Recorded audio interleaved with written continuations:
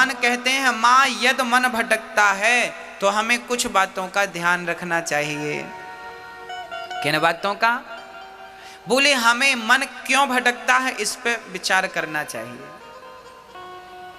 अब मैं आपको बताता हूं मन क्यों भटकता है। आप बहुत ज्यादा देखते हैं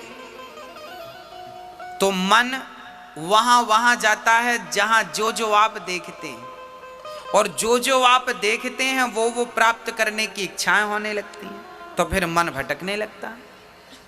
दूसरी बात, आप बहुत ज्यादा सुनते हैं इसके बारे में उसके बारे में, ये बात वो बात, तो फिर वो बात आप अकेले हैं तो गूंजती रहती। आज फलाने ने ये कहा, आज फलाने ने ये कहा, आज ऐसा कहा, ऐसा हो जाता तो ऐसा कर लेते, ऐसा कर लेते तो ऐसा हो जाता। ये मन भटकने लगा। आपका मन जरूरत से ज्यादा भटकने लगता है, अधिक भटकता है आपका मन। अब मन को शांत कैसे करें? बोले मन को शांत करने के हम उपाय बता रहे हैं। मन को शांत करने के कुछ उपाय हैं। पहला उपाय, अधिक से अधिक भगवान की कथाएं सुनिए। मैया जी आप बताइए, अभी आपको यहां बैठे लगभग 1.5 घंटा हो गया। वैसे तो 1.5 घंटे हो गए, फिर भी हम 1 घंटा मान लें। आपको यहां बैठे लगभग 1 घंटे हो गए। अब आप बताओ, इस 1 घंटा में क्या आप में से किसी का भी मन भटका? आप अपनी बात करिए और प्रत्यक्ष बात करिए, सबूत के साथ बात करिए, प्रमाण के साथ बात करिए। आप यहां 1 घंटे से बैठे हैं, इस 1 घंटे में आप में से किसी का मन भटका? हाँ या ना? नहीं भटका? तो देखिए, ये बात, इस बात का सबूत है कि भगवान की कथा यदि हम नित्य सुनना शुरू करें तो मन का भटकाव धीरे धीरे समाप्त हो जाएगा। मन का भटकना मिटेगा तो भगवान की कथा से मिटेगा। ये पहली बात। अब प्रश्न दूसरा, अब कथाएं रोज रोज तो होंगी नहीं, तो फिर क्या करेंगे? बोले जब कथाएं हों तो कथाएं सुने, और जब कथाएं ना हों तो कीर्तन करें। बैठ जाएं घर में, मंदिर में, कहीं भी, और कीर्तन करें। श्री कृष्ण गोविंद हरे मुरारी, हे नाथ नारायण बा, श्रीमन नारायण नारायण नारायण। हाँ, कीर्तन करिए। श्रीमन नारायण नारायण नारायण, श्रीमन नारायण। पहली बात है कथा सुनिए, और दूसरी बात कीर्तन करिए। काम करते रहना और नाम जपते रहना। अब जैसे हमारी माताएं सुबह सुबह बच्चों को टिफिन बनाती हैं, बच्चों को स्कूल भेजती हैं, जैसे आप उठो, आंख खुलते ही कीर्तन करने लग जाओ। श्रीमन नारायण नारायण। नहा रहे हैं तो नहाते जाओ, श्रीमन नारायण नारायण ना। इसके बाद कपड़े पहन रहे हैं, कपड़े पहनिए, कीर्तन। अब बच्चों को, आपने माताएं बच्चों को उठाती हैं, बेटा उठो स्कूल चलना, उठो उठो। बच्चे उठ गए, माँ बच्चे के लिए टिफिन बना रही है, आज पूड़ी और सब्जी बना रही है, तो बढ़िया से आटा गूंथती जाओ और श्रीमन नारायण नारायण नारा, पूड़ी बेलती जाओ, श्रीमन नारायण नारायण। अब पूड़ी सेकती जाओ, आलू काटती जाओ, आलू का बढ़िया सब्जी बनाती जाओ, जो बना रही हो, लौकी आलू की, जो भी, गोभी आलू की सब्जी बनाती जाओ, श्रीमन नारायण। ये सब्जी बन रही है, सब्जी भी बन जाएगी और कीर्तन भी हो जाएगा, रोटी पूड़ी भी बन जाएगी। और तब तक पति ने आवाज लगाई, जरा चाय लाओ। अब चाय बना रही है पत्नी, बढ़िया चाय चढ़ा दी आपने, पानी डाल दिया, दूध डाल दिया, श्रीमन नारायण नारायण। चाय पक रही है, आप मन में कीर्तन चल रहा। हाँ, कीर्तन। तब तक ससुर जी ने आवाज लगाई, बहू चश्मा नहीं मिल रहा बेटा। अब बहू दौड़ी दौड़ी गई, वो चश्मा ढूंढ रही है, तो चश्मा ढूंढो, श्रीमन नारायण नारायण नारायण। भाई आपका शरीर व्यस्त होता है, मुंह कहीं व्यस्त नहीं होता। हाँ या ना? बच्चों को टिफिन बनाने में शरीर व्यस्त होता है क्या? मुंह व्यस्त होता है? चाय बनाने में मुंह व्यस्त होता है क्या? तो मुंह का सदुपयोग करिए, कीर्तन करिए, काम करते रहिए। और यही है कलयुग में भक्ति, इसी को भक्ति कहते हैं। इससे बड़ी कोई भक्ति नहीं है। और ये पुरुषगण आप भी दुकान पर बैठो, कोई ग्राहक आए तो आइए राम जी, आइए श्याम जी, अपनी शब्द शैली बदल लीजिए। हर ग्राहक को, ग्राहक तो वैसे भी भगवान होता है, तो ग्राहक को आइए राम जी, आइए श्याम जी, आइए कन्हैया जी, क्या चाहिए, आइए राधा रानी, आइए, सारा काम करो, पर हर पल कोई नहीं है तो कीर्तन श्रीमन नारायण नारायण ना। किसान लोग खेती कर रहे हैं, कुदाड़ी फावड़ा चला रहे हैं, ट्रैक्टर चला रहे हैं, बुवाई कटाई जुताई जो कर रहे हो सब करो, पर काम करते समय, ट्रैक्टर चलाते समय आपका मुंह व्यस्त होता है क्या? कटाई और जुताई करते समय मुंह व्यस्त होता है क्या? अरे भाई मुंह से नारायण नारायण कहते जाओ। भगवान ये नहीं कहते कि तुम बैठ के आधा घंटा मेरा जाप करो ना, भगवान ये नहीं कहते तुम माला लेके जाप करो, भगवान ये कहते हैं कि तुम काम बराबर करो। कर्मण्येवाधिकारस्ते, तू कर्म कर, पर काम को करते समय मुझे भूल मत जाना। प्रार्थना करते रहो कि हे नाथ मैं आपको कभी भूलूं नहीं। एक बार बोले सभी लोग, हे नाथ हम आपको कभी भूले नहीं, हे कृष्ण मैं आपको कभी भूलूं नहीं, हे नाथ मैं आपको कभी भूलूं नहीं। हर हाल में भगवान का चिंतन करते रहिए, उन्हें भूलिए मत। बस आदत बुरी सुधार लो, हो गया भजन। यही तो भजन है, अलग से कुछ करना नहीं है आपको। तो मन को वश में करने के हमने कितने उपाय बताए, बताइए आप। मैया जी, ओ मैया, ओ मेरी माँ, कितने उपाय बताए हमने, बताओ। मन को वश में करने के कितने उपाय बताए, कौन कौन से? मैया आप बताओ कौन कौन से उपाय बताए। मैया आप बताओ, आप आगे बैठी हो सबसे आगे, आप बताइए कौन कौन से उपाय बताए। हाँ आप ही बताइए। पहला उपाय क्या था? नहीं सुना आपने? नहीं सुना? नहीं सुना आपने? कौन सा बताइए। मैया आप बताइए, आप चश्मा लगाए बैठी हैं, दूसरा उपाय बताइए, बताइए क्या बताया हमने, दूसरा क्या उपाय बताया मन को वश में करने का? हाँ लो, तुरंत का तुरंत याद नहीं है, घर जाके पता नहीं क्या याद रहेगा। इसलिए कहते हैं बात को जरा ध्यान से सुनिए, मन को पूर्ण रूप से लगाइए, है ना।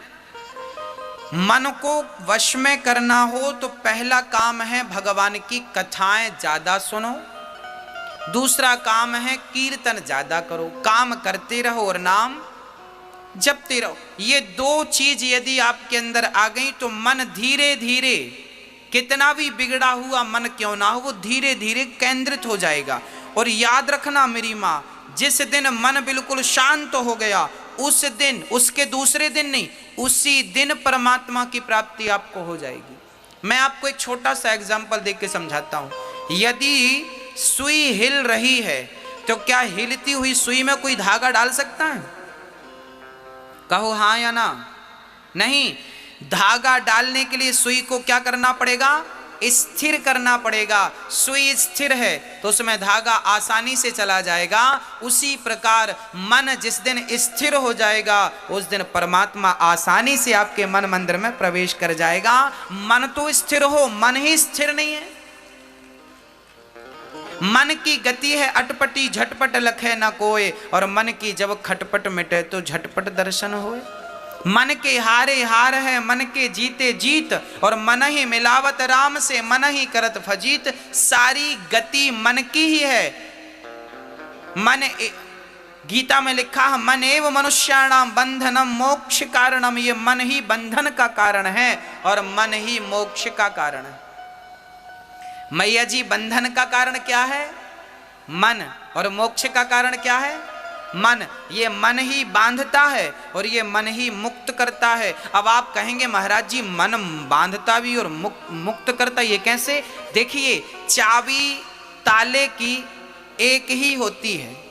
उस चाबी को आपने इधर कर दिया तो ताला बंद, और चाबी को इधर कर दिया तो ताला खुल गया। बस मन को इधर लगाया, मन को इधर लगाया, पत्नी में, पति में, बच्चों में, परिवार में, मन को इधर लगाया तो बंधन है, और मन को उधर लगा दिया परमात्मा में तो मोक्ष है। यही तो बंधन है, यही तो मुक्ति है। ये मन ही चाबी है। आप इसे कितनी गंभीरता से सुन रहे हैं और समझ रहे हैं मुझे नहीं पता, पर मैं आज जीवन की कुंजी अर्थात चाबी आपको देके जा रहा हूं कि मन ही बंधन है और मन ही मोक्ष है। मन ही आपको भवसागर से मुक्त करेगा और मन ही फंसाए रखा है अभी आपको। हाँ, आपको छत में जाना हो तो कैसे जाते हैं आप लोग? सीढ़ी से। और छत से नीचे आते हैं तो कैसे आते हैं? सीढ़ी ही ऊपर ले जाती है और सीढ़ी ही नीचे लाती है। ये मन सीढ़ी है, ये मन भगवान में लगाओगे तो ये मन ऊपर ले जाएगा, और मन संसार के विषयों में लगाओगे ना तो मन नीचे गड्ढे में लाके डाल देगा। मन ही सीढ़ी है। अब आप समझिएगा, ये जो मन है इसे शांत कैसे किया जाए? कथा और कीर्तन से शांत किया जा सकता है। अब मैं मन की कितनी विकृतियां हैं मैं उन पर प्रकाश डालता हूं। अच्छा मैया जी ये बताओ, आपके दुख का कारण क्या है? बताइए। आप कहती हो ना महाराज जी हम बड़े दुखी हैं, हम बड़े परेशान हैं, हमारे साथ ये हो रहा है, हमारे साथ। आपके दुख का कारण क्या है? जोर से बोलो।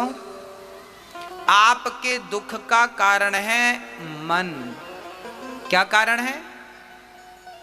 अब आपको स्पष्ट करके बताऊं दुख का कारण मन कैसे है। आइए समझते हैं, बहुत गंभीरता से समझिएगा। आज मैं मन से जुड़ी हर चीज पर प्रकाश डालूंगा ताकि मन को लेके जितने भी डाउट हैं आपके भीतर वो क्लियर हो जाए, संदेह समाप्त हो जाए मन को लेकर। और मन बहुत बड़ी चीज है, समझिएगा। अच्छा एक बात बताइए, हमारी माताएं इतना सा पेंडल सोने का पहने गले पे, उसे भी मंगलसूत्र कहते हैं। और माताओं से कहो क्यों इतने से पेंडल से तुम खुश हो? नहीं, मन कहता है इतना बड़ा हो, कम से कम 4 लोगों को दिखे तो कि हमारे गले पे कुछ है। तो बताइए, आप इतना सा सोने का पेंडल पहनोगी तो भी सुहागिन रहोगी, पर इतना बड़ा होना चाहिए, ये किसकी इच्छा है? किसकी इच्छा है? मन की इच्छा है। अरे 100, 150, 200 रुपए की साड़ी पहन लोगी ना तो आपका शरीर ढक जाएगा, पर कम से कम 1000 रुपए की हो, ये किसकी इच्छा है? मन की। हाँ, आपका गुजारा तो छोटी सी गाड़ी से भी हो जाता है, पर बड़ी कार हो, किसकी इच्छा है? अरे गुजारा तो छोटे से घर में भी हो जाता है, पर बड़ा आलीशान बंगला हो, ये किसकी इच्छा है? ये आपकी इच्छा नहीं है, ये तो मन की इच्छा है। पूरी जिंदगी आपका मन आपसे गुलामी कराता है और आप अपने मन की गुलामी करते हैं, और मन की इच्छाएं पूरी करते करते करते करते आप खुद पूरे हो जाते हैं। क्या मन की इच्छाएं पूरी होती हैं? आज तक के इतिहास में किसी के मन की इच्छाएं पूरी भई? क्या रावण के मन की हो सकी? क्या कंस के मन की हो सकी? क्या सिकंदर के मन की हो सकी? हाँ, याद रखना भक्तों, एक होती है जरूरत और एक होती है इच्छा। जरूरत हमारी क्या है मेरी माँ? रोटी, कपड़ा, मकान और शिक्षा। ये हमारी क्या है? ये क्या है हमारी? ये हमारी जरूरत है। रोटी, कपड़ा, मकान, शिक्षा हमारी जरूरत है, पर हमारी गाड़ी हो, बंगला हो, नाम हो, पद हो, प्रतिष्ठा हो, खेती हो, बाड़ी हो, ये क्या है? ये जरूरत नहीं है, ये तो इच्छा है, और जरूरत तो भिखारियों की पूरी हो जाती है, और इच्छाएं तो बड़े बड़े राजा महाराजाओं की पूरी नहीं होती। इसलिए जिंदगी जरूरत के हिसाब से होनी चाहिए, इच्छाओं के हिसाब से। जिंदगी में जरूरत तो हो मेरी मां, पर जिंदगी में इच्छाएं ना हो। आप जरूरत में और इच्छा में अंतर समझ रहे हैं कि नहीं? मैं जरूरत और इच्छा में अंतर बोल रहा हूं। जरूरत है रोटी कपड़ा मकान शिक्षा, और इच्छा तो फिर इच्छाएं तो पूरी होंगी नहीं आपकी। आज आप सरपंच बन जाओ तो आपकी इच्छा होगी हम ये मंत्री बन जाएं, तो फिर मुख्यमंत्री बन जाएं, तो फिर प्रधानमंत्री बन जाएं, तो ये इच्छाएं बढ़ती जाएंगी बढ़ती जाएंगी बढ़ती जाएंगी, किसी की पूरी नहीं भई तो आप और हम कहीं के नहीं हैं। इसलिए मन को ज्यादा तवज्जो ना दें, मन को ज्यादा आप महत्व ना दें, मन को पड़े रहने दीजिए। मन की ज्यादा ना सुना करो। आप लोग ना मन की सुनते हो, इसलिए वो आपको परेशान करता है। अच्छा एक बार क्या हुआ, एक राजा ने अब देखिए, आपके मन में इच्छा हुई कि मेरे पास बंगला हो। अब बंगला मिल गया, मन की इच्छा पूरी हो गई तो आप खुश, और बंगला नहीं मिला, इच्छा पूरी नहीं हुई तो आप दुख। सुख और दुख कहीं बाहर से नहीं आते, मन की इच्छाएं पूरी हो जाना ही सुख है, और मन की इच्छाएं पूरी ना होना ही दुख। सबके साथ स्त्रियों की इच्छा है कि मेरे गले पे बड़ा हार हो, मिल गया तो खुश, और नहीं मिला तो दुख। पुरुष की इच्छा है मेरी खेती बाड़ी हो, मेरा नाम हो गया खुश, नहीं हुआ दुख। एक छोटी सी बच्ची रो रही थी, पापा मोबाइल दिला दो। पापा ने मोबाइल दिला दिया तो खुश, और नहीं दिलाया तो दुख। तो सुख और दुख आपकी इच्छाओं पर निर्भर हुआ कि नहीं? इच्छाओं से उत्पन्न हुआ ना। सुख और दुख कहीं भी बाहर से नहीं आता, आपकी इच्छा ही सुख को जन्म देती है, और आपकी इच्छा ही आपके दुख को जन्म देती है। इसलिए सुख दुख यदि जन्म लेते हैं तो मन से, इसलिए मन में ज्यादा इच्छाएं ना रखिए। जिनकी इच्छाएं कम है वो लोग बहुत सुखी हैं, और जिनकी इच्छाएं ज्यादा हैं वो आज बहुत दुखी हैं। आपके दुख का कारण क्या है? जोर से बोलो। आपके दुख का कारण क्या है? आपका मन और आपके मन की इच्छाएं। आपकी जरूरत से ज्यादा इच्छाएं आपको क्या देती हैं? क्या देती हैं? दुख देती हैं। एक राजा थे, उन्होंने एक बकरे को खड़ा किया और नगर में डिंडोरा पीटा कि जो बंदा इस बकरे का पेट भरेगा उसे हम इनाम देंगे। इनाम क्या देंगे? बोले अपना आधा राज्य उसे इनाम में दे देंगे। शर्त क्या है? बकरे का पेट भरना है। अब बताइए, क्या बकरे का पेट भरना कोई कठिन बात थी? लोग ले गए, महाराज जी हम लाते हैं। दिन भर जंगल में हरी हरी घास खिलाई, शाम को पेट भर गया, बकरा बिल्कुल खिल गया, लाकर खड़ा किया। राजा साहब बकरे का पेट भर गया, आधा राज्य दो। राजा ने कहा मैं पहले चेक तो करूं कि पेट भरा कि नहीं। तो हरी हरी घास राजा ने उठाकर उसके सामने डाला कि पेट भरा होगा तो नहीं खाएगा, और नहीं भरा होगा तो। अब बकरे को जैसे ही राजा ने घास डाला तो बकरा खाना शुरू किया। अब खाया तो राजा ने कहा पेट भरा होता तो खाता नहीं, खा रहा है इस कारण तभी इसका पेट नहीं भरा, चलो इसे दंड दिया जाए। ऐसे करते करते महीनों बीत गए। बड़े बड़े समझदार लोगों ने ट्राई किया पर कोई भी बकरे का पेट ना भर सका। आप बताइए बकरे का पेट भरता है? कितना भी खिलाओ पर थोड़ी सी घास देखेगा तो फिर वो खाएगा। सही है क्या? हाँ या ना? सही है। एक महात्मा जी को पता चला कि बकरे का पेट भरना है। महात्मा जी बोले ठीक है राजा हमें मौका दो। राजा ने मौका दिया। महात्मा जी जंगल ले गए और बढ़िया बांस का डंडा तोड़ लिया बाबा जी ने, और जैसे ही बकरा घास खाए तो बाबा जी उसके मुंह पे एक जमाए। बकरा दूर खड़ा, बकरा बाबा की तरफ देखे, फिर घास खाने जाए बाबा, फिर उसके मुंह पे एक लाठी जमाए।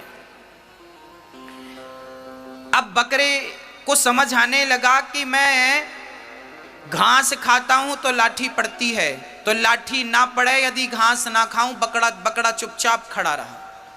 बकरे को उतना ही खाने को दिया महात्मा जी ने जितनी उसकी जरूरत थी, जितने में वो जिंदा रह सके। बस अब अधिक घास खाए तो लाठी पड़े। अब बकरा चुपचाप खड़ा, आंख बंद करके, ऐसा लगा मानो इसे सन्यास हो गया। शाम को महात्मा जी ने बकरे को खड़ा कर दिया राज दरबार में। महाराज पेट भरा है इसका। राजा ने देखा बकरे का पेट बिल्कुल खाली दिख रहा था। राजा बोले पेट खाली है। महात्मा जी बोले पेट पे ना जाइए, आप ट्राई कीजिए। राजा ने घास डाला जैसे ही, तो महात्मा जी बकरे ने सबसे पहले बाबा को देखा। बाबा ने कहा बेटा खाना मत। महात्मा जी की बात मान ली, बकरे ने आंख बंद कर ली। राजा घास डालते गए, डालते गए, डालते गए, डालते गए, पर एक रत्ती घास बकरे ने नहीं खाई। राजा चरणों में गिर पड़े, महात्मा जी ये कैसा पेट भर दिया आपने। महात्मा जी बोले बेटा जैसे बकरे का पेट कभी नहीं भर सकते आप, ऐसे इस मन का पेट कभी नहीं भर सकते आप। ये मन ही बकरा है। जैसे हमने बकरे के मुंह पे लाठियां मारी तो इसने खाना पीना बंद किया, ऐसे ही आप भी अपने मन में संयम की लाठियां मारिए। देखना इंद्रियों के न घोड़े बढ़े, इनमें संयम के हरदम कोड़े पड़े। इनको रथ के सुमार्ग लगाते चलो और मन से गोविंद गोपाल गाते चलो। संयम जानते हैं ना, मेरी इच्छा हो रही है कि मैं रसगुल्ला खाऊं, परंतु इच्छा तो हो रही है, पर मैं बोलूं ना मैं नहीं खाऊंगा क्योंकि ये नुकसानदायक है। हाँ, आप की इच्छा होने के बाद भी आप ना करें वो काम, इसे कहते हैं संयम। धीरे धीरे जब आप कंट्रोल करेंगे तो फिर वो इच्छाएं समाप्त हो जाएंगी। फिर वो मन, बकरा पहले परेशान कर रहा था, कुछ भी खाता और फिर राजा डालता तो खाता, और अब बाबा जी ने जो लाठियां जमाई तो अब नहीं खाता। अर्थात मन को भी थोड़ा सा डांटिए, मन को भी थोड़ा सा मारिए। गोस्वामी जी डांट रहे हैं, रे मन तू सत्संग कर, छोड़ जगत की रीत, और अंत समय पछताएगा जब आयु जाएगी बीत। रे मन सब सो निरस है, सरस राम सो होए, उचित सिखावन देते हैं निस दिन तुलसी तोय। रे मन, मन मन मन मन को बहुत डांटा गया है, और 4 वेद और 18 पुराण आपसे केवल एक ही बात कहते हैं कि आपने अपने मन को साध लिया तो आपका वेद पुराण सुनना समझना सफल हो गया। और मन कंट्रोल ना कर सके तो सब कुछ करने के बाद भी आपने मन को कंट्रोल नहीं किया तो सब बेकार। इसलिए गोस्वामी जी कहते हैं कि निर्मल मन जन सो मोहि पावा, और मोहि कपट छल छिद्र ना भावा। भगवान को कौन सा मन पसंद है मेरी मां? बोले निर्मल मन जन, जिसका मन स्वच्छ हो गया है, निर्मल हो गया है, निष्कलंक निष्कपट हो गया है, उसके मन को परमात्मा स्वीकार कर लेते हैं। और जिसके मन में राग है, द्वेष है, छल है, कपट है, कुछ भी भरा है गंदा, भगवान कहते हैं अभी ये योग्य नहीं हुआ। तो मन को आप ठीक करें। कैसे ठीक करें? बोले कथाएं सुने, अधिक से अधिक कीर्तन करें और इच्छाएं कम करें। ये उपाय मन को ठीक करने के हैं। मन की जो बीमारी है उस बीमारी से आप इस प्रकार से बच सकते हैं। किस किस को ये बातें समझ में आ गई? हाथ उठाओ। समझ में आ गई तो हाथ उठाना, नहीं तो फिर पूछना, फिर से रिवीजन कर देंगे। मैया हाथ उठा रही हो, समझ में आ गया? बताओ आपके दुख का कारण क्या है? हाँ मैया जी आप बताओ आपके दुख का कारण क्या है? मैया, ओ मैया, मैया जी कहाँ देख रही हो? बताओ आपके दुख का कारण क्या है? मन। मन भर बोलेंगे तो बात अधूरी रहेगी। आपके दुख का कारण है आपकी अधिक इच्छाएं। मन की अधिक इच्छाएं आपके दुख का कारण है। यदि आप बोलेंगे दुख का कारण मन है, तो फिर आप सामने वाले को समझा नहीं पाएंगे ना। इसलिए पूरी बात बोलिए कि दुख का कारण है मन की अधिक इच्छाएं, ये दुख का कारण है। और सुख का कारण है मन का संतोषी हो जाना। गौधन गजधन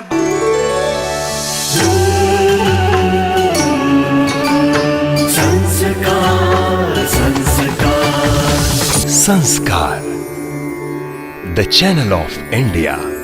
हमारी संस्कृति, हमारी विरासत।